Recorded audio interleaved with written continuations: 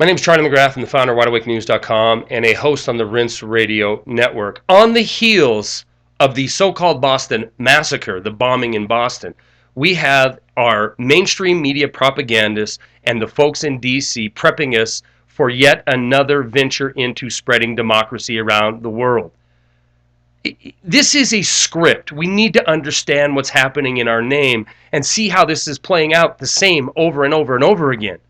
We get led into some event. The event is dramatized to the nth degree, like a Hollywood movie. And in this last event, we had the city of Boston put under martial law to catch a 19-year-old thug who had a bullet hole in his neck and no military training whatsoever that we can determine, and had been watched by our own FBI for years. But what did we get out of that? We got a nation that is now desensitized to the notion that we can put a multi-million populous city under martial law to catch one individual, kick people out of their homes at gunpoint because it's all for the greater good.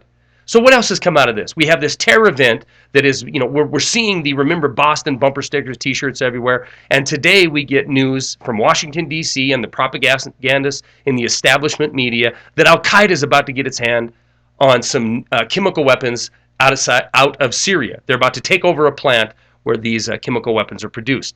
Here's the quick facts. It's time to wake up and realize what's happening, guys. Generation after generation, we're just going to keep throwing into the meat grinder for lies. We need to understand. We're being lied to, period. The U.S., U.K., France, Saudi Arabia, Qatar, Jordan, Turkey, over the last couple of years have given billions of dollars worth of aid to the rebel freedom fighters inside of Syria. Billions of dollars in aid, tons and tons of military equipment. So is it a shock to anybody, really, when the New York Times comes out with a story saying there is no secular movement inside of Syria? There is no uprising of freedom-loving, liberty-loving individuals inside of Syria, rather. The only groups that are coming to the forefront are the same groups that we have been told are our enemy for over a decade, Al-Qaeda. The New York Times reports al-Nusra, the lead group inside of Syria, the one that is acting as government in the areas that have been captured, al-Nusra is the one who's gaining access to all this aid and all this weaponry.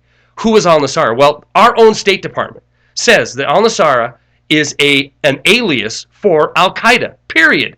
We are sending billions of dollars in ammunition and weapons to Al-Qaeda so that they can disrupt the government of Syria, so we can have an excuse to go in there and do what we've been doing all throughout the Middle East and North Africa.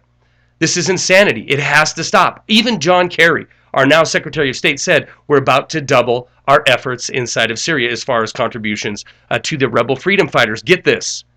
There is no rebel freedom fighters.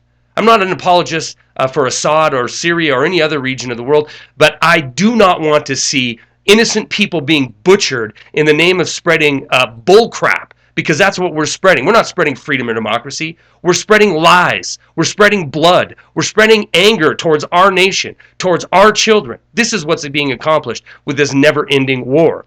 So if you want to know what's going on, don't turn to politicians like Lindsey Graham or John McCain, because they came out in September of last year begging the people of this country to send direct military aid to these freedom fighters that we know are Al-Qaeda. They've killed Americans in Iraq, in Afghanistan for the last decade. These same groups we are now going to fund so we can go fight them again.